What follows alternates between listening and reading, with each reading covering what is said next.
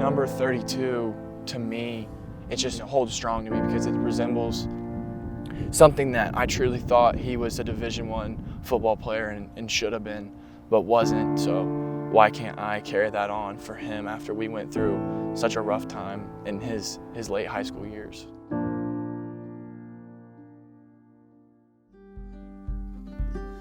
Clayton was very reserved, very quiet, and Clayton was attached at the hip to Chris.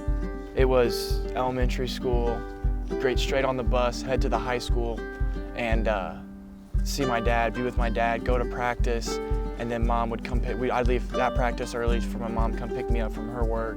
Clay grew up in a very successful program. He didn't go hang out in the locker room so much, he hung out in the coach's room.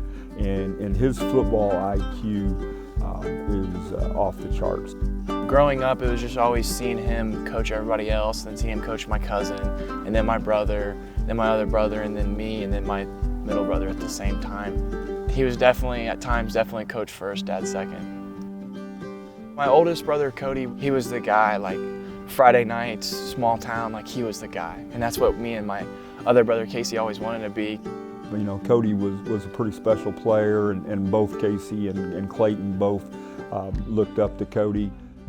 Having your little brothers there on the sideline, yeah, pretty neat experience. Kind of looking back on it now, realize how special that really was. You know, at the time it was cool, it was neat, but now looking back on it, realize how special that was. They're like 6 years apart, so, you know, during high school and, you know, middle school, you're doing a lot of different things. Cody was doing a lot different things than Clayton was, so I would say now they're super close. Toughest part about being an older brother, I would say setting a good example, but I didn't do that so well. So I think in some ways they benefited from that and seeing all the things not to do.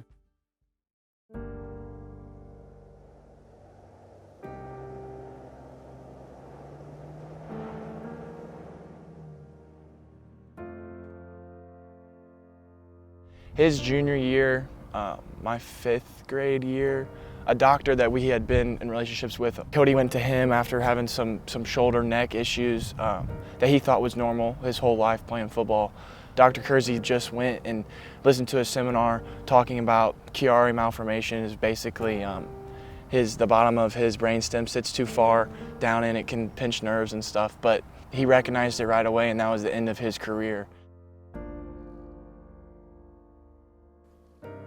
You don't believe it at first. It doesn't really set in. Just that whole day I remember not really understanding that it was real, but not really. I think the first game, probably when you walk out there and you're not able to go out there and play is when you realize it. But that first day, just trying to understand what was going on, let people know, telling Casey and Clayton.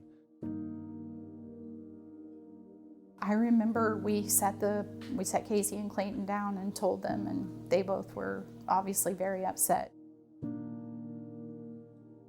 It was very challenging as a family at that moment.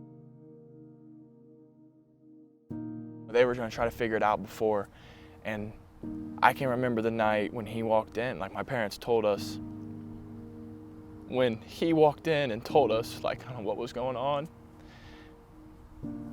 it just hurt because I knew how much like that sport meant to him, and that meant a lot to me, seeing that come from him and that to be taken from me. It was devastating to both of them. They grow up on the sidelines, you're watching him play, they love it, and you know they hang on everything that he does. Just like to see one of your heroes get taken back like that. It was hard on all of us.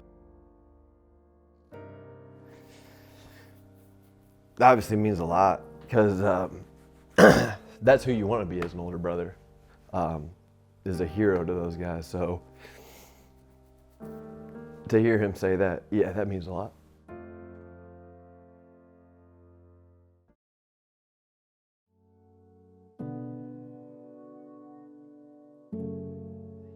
The number 32, to me, it just holds strong to me because it resembles something that I truly thought he was a Division I football player and should have been, but wasn't. So why can't I carry that on for him after we went through such a rough time in his late high school years?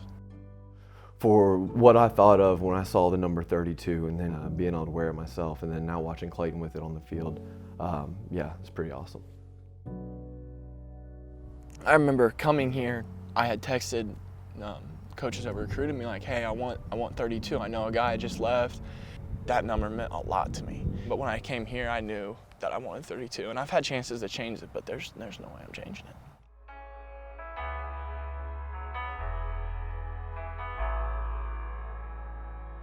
Play action for Richardson, fires it, left side of the field and intercepted by Clayton Coll.